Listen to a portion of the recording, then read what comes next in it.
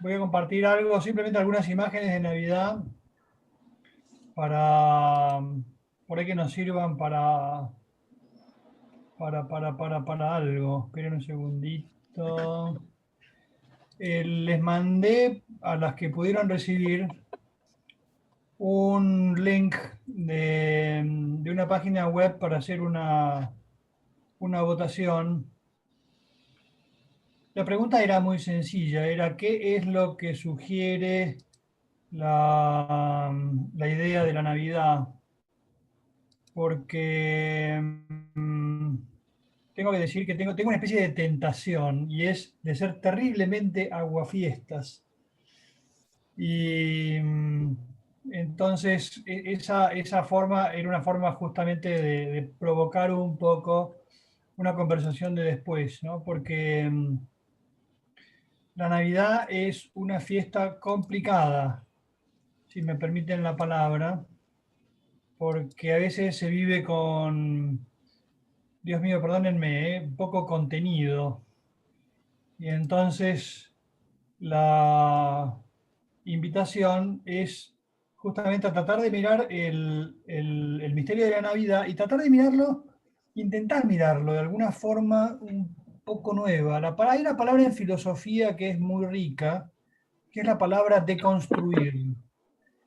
A veces uno tiene una palabra y ya le ha dado un significado, y entonces cuando pronuncian esa palabra, uno ya se hace una idea mental de lo que la palabra quiere decir, de manera que por ahí la persona que la dijo en un sentido distinto a como lo estaba usando la persona original, ¿no? Uno puede decir qué momento, y entonces acá depende a qué generación pertenece cada uno de nosotros, esa frase tiene una interpretación distinta. Entonces hay que ver cómo fue cambiando de significado a lo largo de los tiempos, ¿no? Y entonces voy a pasar a la pregunta, y por si alguna tiene tiempo y quiere hacerlo durante el tiempito que voy a ir hablando, la pregunta era, en una palabra, ¿qué te sugiere la Navidad? Entonces se pueden poner varias posibilidades. Ya hubo varias que respondieron, y entonces el asunto era recoger esas palabras como para poder hacer algún tipo de consideración.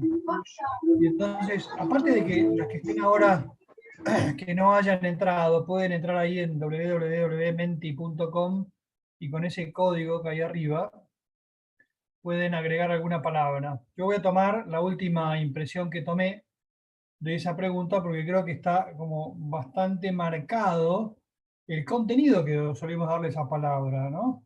Me acuerdo que hay una frase en Italia Navidad se dice Natale, y entonces había un viejo comunista que no creía en nada, decía él, después el comunista italiano es muy particular, ¿no? Es amigo del cura y al mismo tiempo hasta cree en Dios.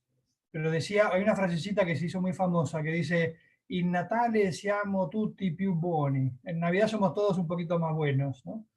Como una idea así medio poética alrededor de una frase, de una fecha, que está cargadísima de significado. Entonces fíjense ustedes lo que salió de las propuestas de las que respondieron. Para mí es riquísima esta propuesta. Las palabras más grandes son las palabras que más se repitieron. Y creo que era como bastante interesante limitarlo a una palabra como para poder ver qué tipo de asociaciones tenemos. Y cuando vi esto, me hice una fiesta, que conste, porque después voy a ser malo casi, pero me hice una fiesta, ¿no? Porque el contenido que le damos, por lo menos si es una primera aproximación, está ahí presente en las palabras que aparecen, ¿no? La más grande están peleándose entre esperanza y nacimiento. La que fue ganando a lo largo de la progresión de las respuestas fue la palabra esperanza. Y esa palabra creo que es una palabra clave. La palabra nacimiento es una palabra neta de lo que estamos festejando en la Navidad, el nacimiento, la natividad de Jesús.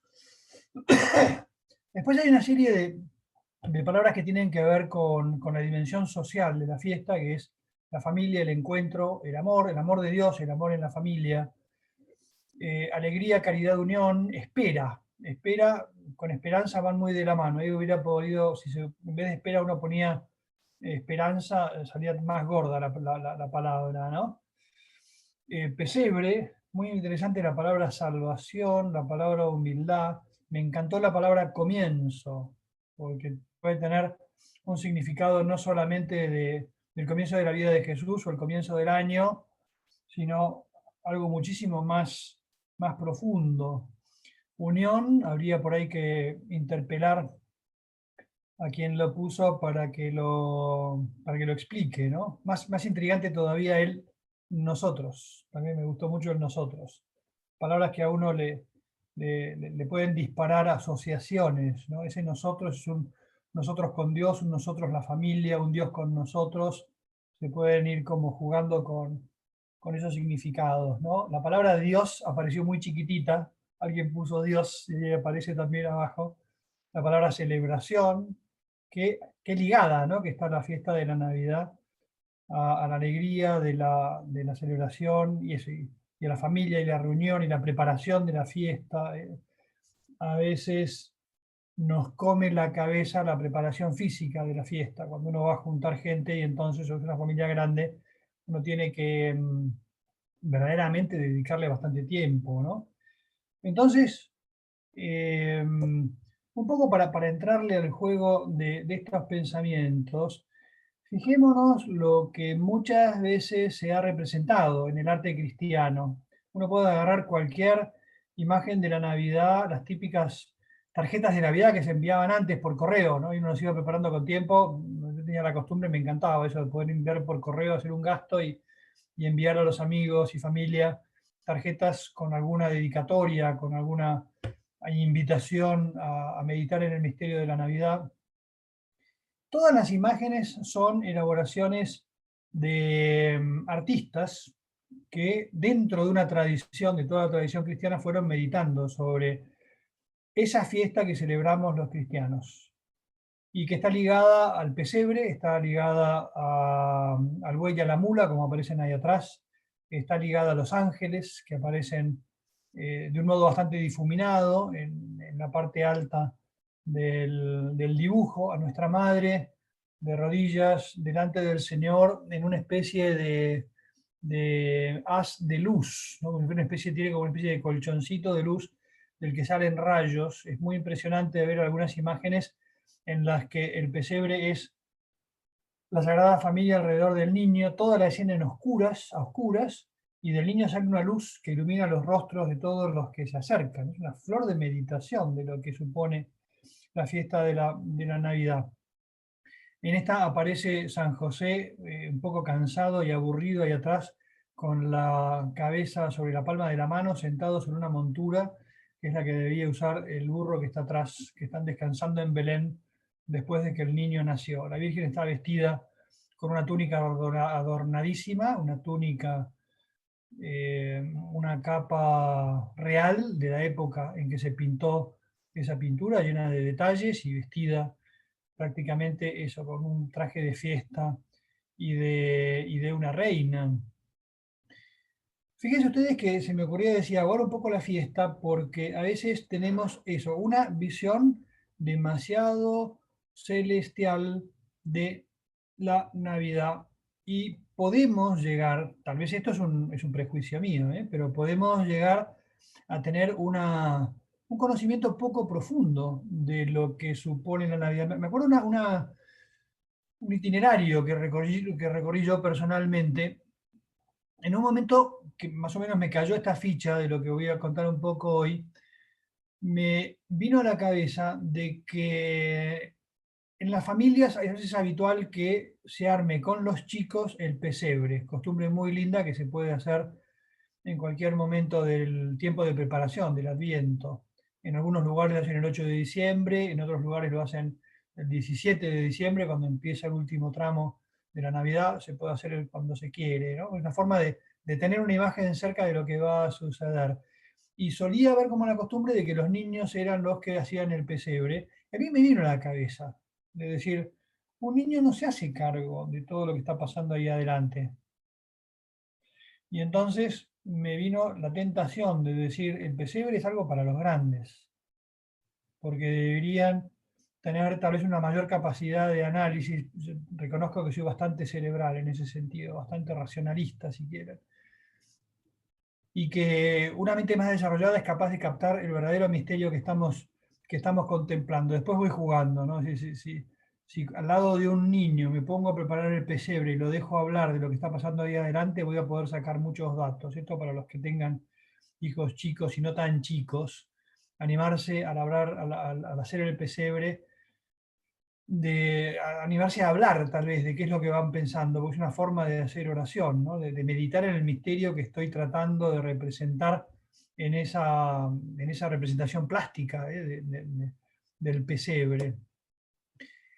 Decía que a veces la construcción de la imagen de la Navidad está muy ligada a imágenes bastante idílicas, ¿no? Ahí tiene, por ejemplo, una de un autor del Renacimiento, casi del Barroco, que se llama Mancini, en la que aparece un ángel tocando el violín, San José que le tiene la partitura, la Virgen, una imagen muy tierna del niño en brazos, descansando en un lugar agreste, eso después de haber dado a luz, probablemente sea más bien un cuadro de la huida a Egipto, por ejemplo, pero ya incluso a la hora de poner un ángel delante, yo corro el riesgo de perder la dimensión de lo que sucedió, viéndolo como algo tal vez demasiado luminoso, cuando en realidad yo podría decir, por ejemplo, voy a decir como lo decía hace años, ya no lo digo, lo voy a decir ahora, ¿no? Pero se me viene a la cabeza la siguiente idea: la Navidad de la mala onda. Voy a tratar como de deconstruir tu imagen de la Navidad para tratar de hacerme cargo de lo que supone, ¿no? Imaginemos eso, que estamos viendo una imagen de la huida a Egipto. Entonces yo puedo hacer un relato de la siguiente manera. Acaba de nacer un niño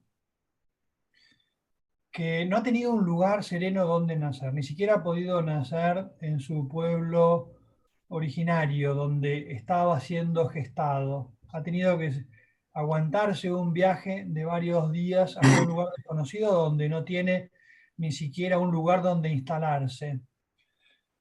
Estamos en el mes de diciembre, que en el hemisferio norte es invierno, por lo cual es un tiempo frío. La ciudad de Belén queda en las montañas, por lo cual todavía es más frío. Aquella familia está desinstalada, no tiene dónde poder tener un lugar de respiro sereno para poder dar a luz a un niño, ¿no? Y ni siquiera puede ser por mala voluntad, porque tal vez es que sencillamente, como dice el Evangelio, no había lugar en la posada.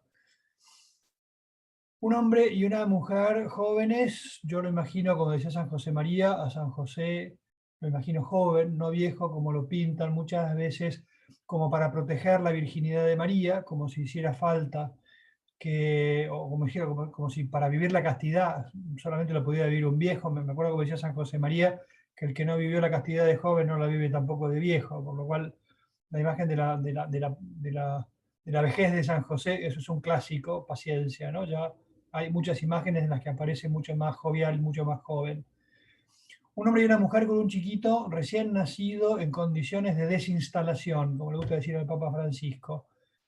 En un momento en el cual no tienen grandes disponibilidades de dinero, se ve, porque si no hubieran podido conseguir con facilidad tal vez alojamiento en casa de alguien importante o un lugar verdaderamente importante, digamos, equivalente al grado, al poder adquisitivo que tenían.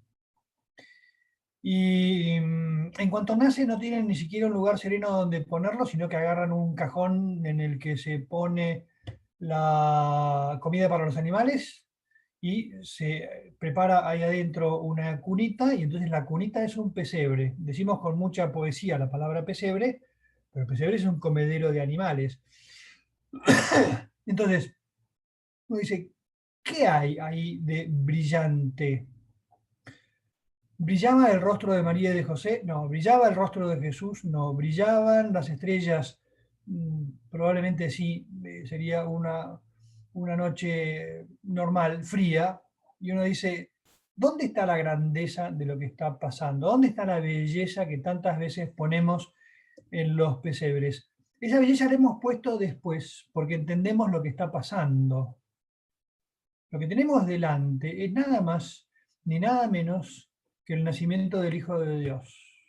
Y entonces, ahí es donde tiene que decir, 9 meses atrás se le había aparecido un ángel a una mujer desconocida de un pueblo en Israel, un pueblito llamado Nazaret, invitándola a participar de una aventura en la cual Dios tenía contado el sí de una mujer. Aquella mujer dijo que sí y entonces fue embarazada del Espíritu Santo.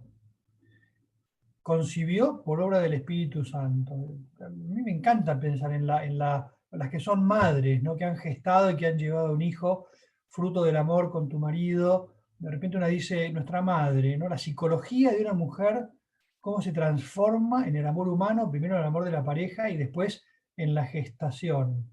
Nuestra madre, la psicología de esa mujer que recibió una invitación de Dios y de repente sabe que ha concebido por obra del Espíritu Santo y después sin intervención de varón, siente crecer en su cuerpo el cuerpo del Hijo de Dios. Me debería volar la cabeza detenerme a pensar en eso y pensar en lo que fue el itinerario de esa mujer de ir haciéndose cargo de lo que estaba sucediendo. Porque como judía piadosa, que lo era, el pensar que Yahvé Dios, el Todopoderoso, el infinitamente lejano, pero ese infinitamente lejano que se acercaba todo el tiempo a buscar la amistad con los hombres, ahora se ha hecho carne y entonces ella lo lleva en su seno. Nosotros hoy sabemos mucha teología, permítame decirlo así, sabemos mucha más teología de lo que la Virgen sabía de teología, a pesar de que nos daría 10.000 vueltas en la comprensión del misterio. Pero decimos cosas que ni ella las podría decir. Hay que detenerse a tratar o de desarmar ese misterio, ¿no? El Hijo de Dios, Todopoderoso, Creador del cielo y de la tierra, naciendo en un lugar en el que lo que marca el lugar es la pobreza, el abandono, el desamparo. Está muy presente en la poesía, en los villancicos, en los himnos que se cantan para la Navidad, en muchas reflexiones que se han hecho, pero están tan rodeados de música que a veces uno puede no hacerse cargo de lo duro que tiene que haber sido para María y para José el saber lo que estaba sucediendo y no poder dar más de lo que estaban dando. Y después, sobre todo, el asombro de decir, está entre nosotros el Hijo de Dios y está en estas condiciones de pobreza, de desamparo, de frío, hambre, no lo sé, no creo que hubiera hambre en ese sentido, pero de nuevo, lo rodeamos nosotros de ángeles, de música, de la piedad de la gente, de riqueza, de vestidos incluso de los personajes. Ya tenemos a un profeta delante con el rollo en la mano, eh, pero son cosas con las que nosotros adornamos con nuestra reflexión y con mucha teología encima la sencillez de lo que fue que Dios tomó nuestra carne. Fíjense ustedes, acá voy a ser como muy explícito, siempre rayando con el borde, pero esta es una típica pintura del barroco, en la que mírenlo a Jesús, el típico bebito regordete con unos rulitos ya más grandes, y la desnudez de Jesús, y los dedos de María que casi no lo tocan y que se apoyan en un paño para tomarlo, como si lo estuviera cubriendo, pero los rollitos, por ejemplo, de Jesús, y a veces los dedos de imágenes de Santa Ana con Jesús, por ejemplo, clavándole los dedos en los rollitos, uno puede decir, qué imaginación que tiene el artista y por qué lo hace así. Lo hace así porque en esa época tenían como muy presente el tratar de darse cuenta lo que significaba que Jesús tuviera abuela, que tuviera rollitos como todos los bebitos, y perdón como se ve acá, que se le viera el pitito, perdón, pero es un bebito, es uno de nosotros. Uno le podía clavar los dedos en los rollitos y darle un beso o apoyar la mejilla como está haciendo esa mujer en el cuadro, porque tenían una fuerte conciencia de lo que significaba que Dios se hubiera hecho uno de nosotros. Entonces lo reflejaban en el arte con formas plásticas muy ricas, pero insisto, que a veces nos pueden llegar a perder el contenido de lo que significa que Dios Todopoderoso quiera haber habitado entre nosotros con nuestra carne. Ahí tienen, por ejemplo, una reflexión más moderna. Esto es una escultura de Gaudí en la Sagrada Familia. Y nada, es como muy ascética, como muy aséptica, pero también rodeada de toda la grandeza de los personajes y la sencillez con la que se manifestó. Imagínense ustedes que desde el cielo pudiéramos ver cómo eran los ángeles, lo que estaba sucediendo, y entonces en un determinado momento se acercan María y José a la hospedería del pueblo de Belén, piden entrar, y entonces le dicen, no, no pueden entrar porque no hay lugar. Yo me imagino que yo poner a San Miguel, príncipe de las milicias celestiales, que lo mira a Dios Padre como diciendo, déjame y lo destruyo el tipo este, y barro con toda la gente que esté en el albergue para que pueda tener un lugar. Uno dice, ese no es el Dios que tenemos delante. Tenemos delante un Dios que se acerca en silencio, que se acerca escondiendo sus prerrogativas más importantes, como va a decir la carta de los Filipenses, por ejemplo, en el capítulo 2. Dice que Dios, siendo Dios, no quiso apoyarse en sus prerrogativas, sino que se tomó forma de hombre, que es una forma de decir, tomó forma de siervo, de hombre, de siervo y de esclavo, escondiendo todos los signos de su divinidad. Porque también si uno lo hubiera vestido de la majestad más importante, con las ropas más importantes, con el lugar más importante, con la pompa más impresionante, jamás hubiera podido llegar a manifestar verdaderamente el misterio de lo que significa que Dios está entre nosotros. Entonces, pensaba en decir, la Navidad es un momento en el cual Dios se hace carne tomando lo menos importante, en el lugar menos importante, con las manifestaciones menos importantes, y aquel que es el poder se muestra de esta manera. Aquel que es la belleza absoluta se muestra con esta aparente sencillez. Aquel que es la sabiduría infinita no aparece en el centro del planeta, sino en un lugar marginal, de un pueblo marginal, de uno de los muchos imperios que había en aquella época. Y ahí está Dios. Entonces, cuando yo pienso en decir, ¿cómo hago yo para darle vueltas al misterio de la Navidad? Es tratar verdaderamente de hacerme cargo de un Dios que quiso pasar por las siguientes instancias. Nacer en la pobreza, no en la miseria, pero sí en la escasez, ¿no? Nacer en la pobreza, en el frío, el desarraigo, el haber sido sujeto de persecución. La huida a Egipto, la poética huida a Egipto es porque lo quieren matar. Y entonces la Sagrada Familia con miedo huye a Egipto porque quieren matar al niño. Quiere decir que está siendo víctima de la violencia. Sabemos que durante toda su vida va a dar todo el amor que Dios puede dar a través de un corazón de hombre, pero que lo vamos a negar, lo vamos a traicionar, lo vamos a ningunear. Y entonces es un Dios que se compromete sabiendo que se va a poner en manos de alguien que lo va a maltratar y va a intentar ganarle a ese egoísmo y a ese desprecio con gestos de amor y pagar a cada traición un gesto de perdón y de amor. La pregunta que acá podría hacerme es, para entender mejor lo que es la Navidad, podría preguntarme, ¿yo me pondría en manos de alguien que sé que me va a hacer daño? Y entonces, la respuesta yo creo que es natural, no. Y entonces cuando de repente vuelvo a mirar el pesebre y digo, acá está Dios haciéndose carne entre nosotros que somos carne, tomando nuestro lugar, compartiendo con nosotros todo aquello que es fruto del pecado original, el dolor, la muerte, la culpa, la persecución, la violencia. Otra vez podemos repasar todos los males de la soberbia, ¿no? La soberbia que se impone. Es impresionante pensar que ese chiquito que está ahí delante es Dios Todopoderoso y que aquel hombre destruido después de la flagelación que está delante de Pilatos es Dios Todopoderoso.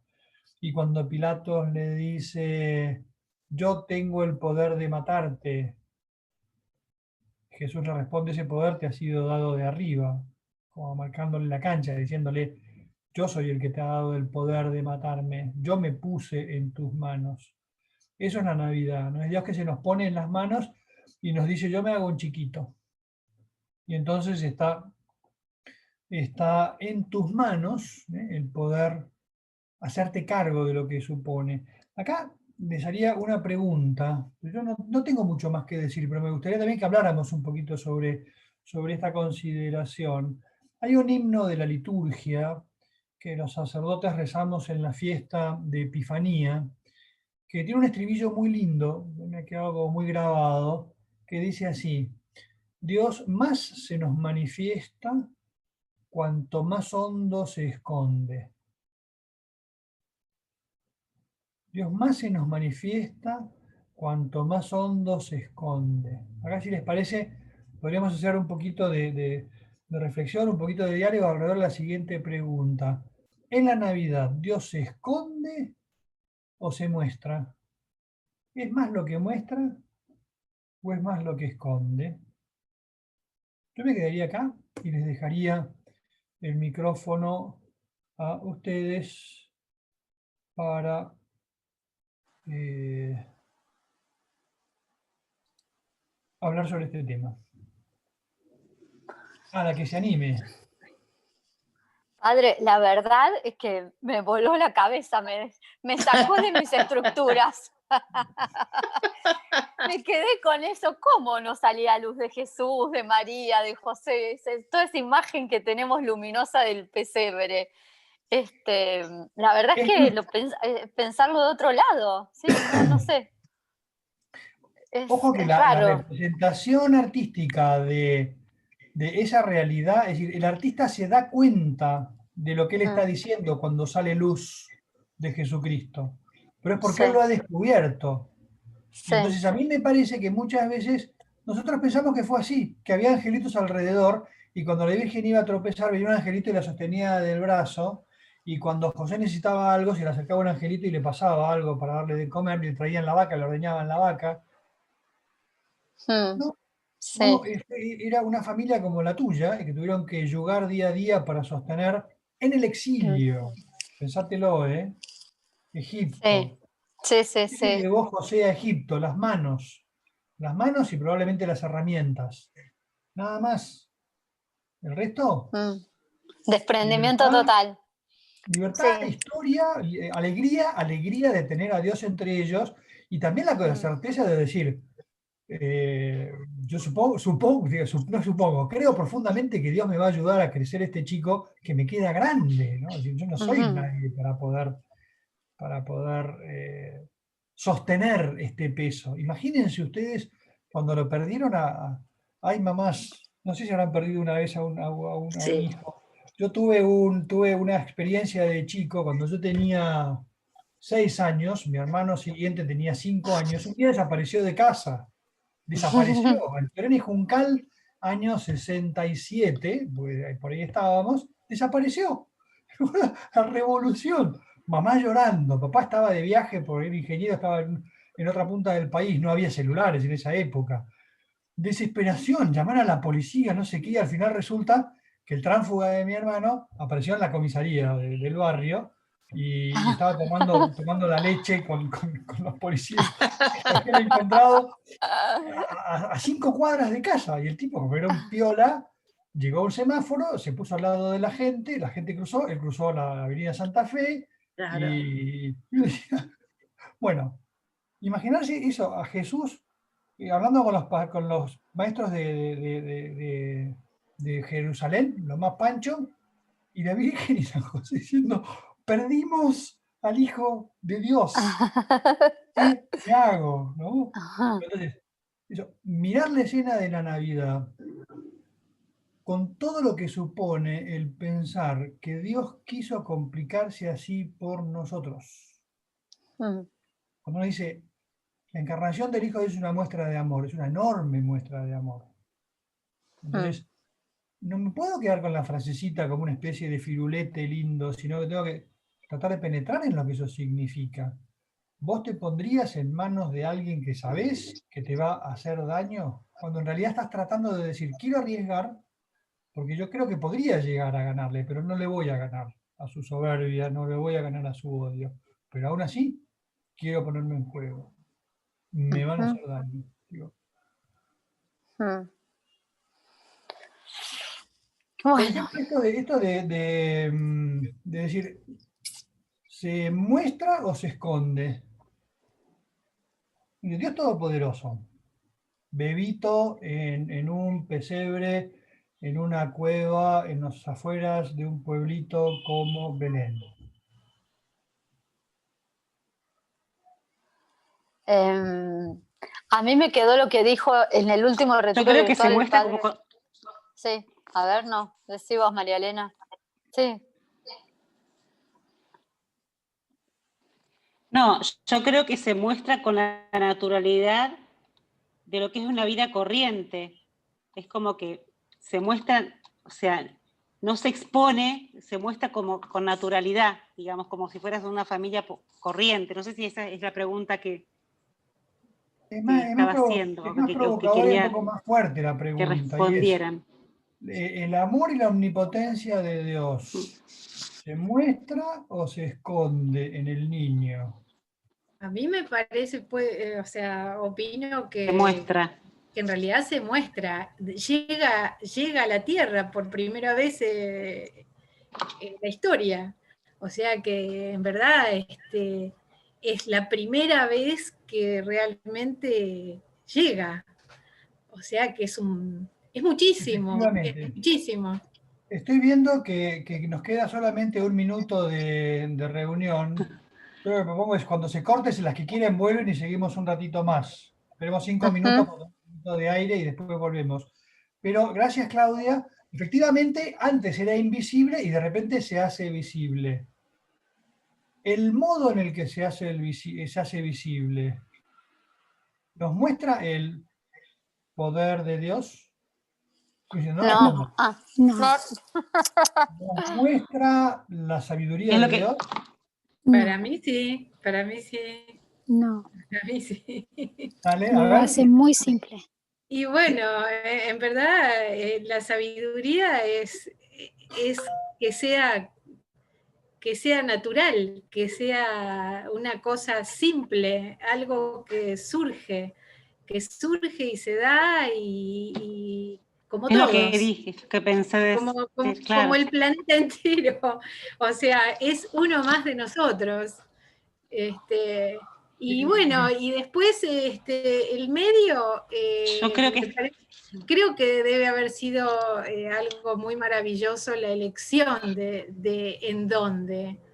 Y ese es otro misterio muy enorme, pero no creo que haya sido casual nada. Creo que, bueno, que eligió el mejor lugar y en el mejor ser y de la mejor manera. Ahora, ¿por qué los perseguían y bueno, y los ángeles acompañaron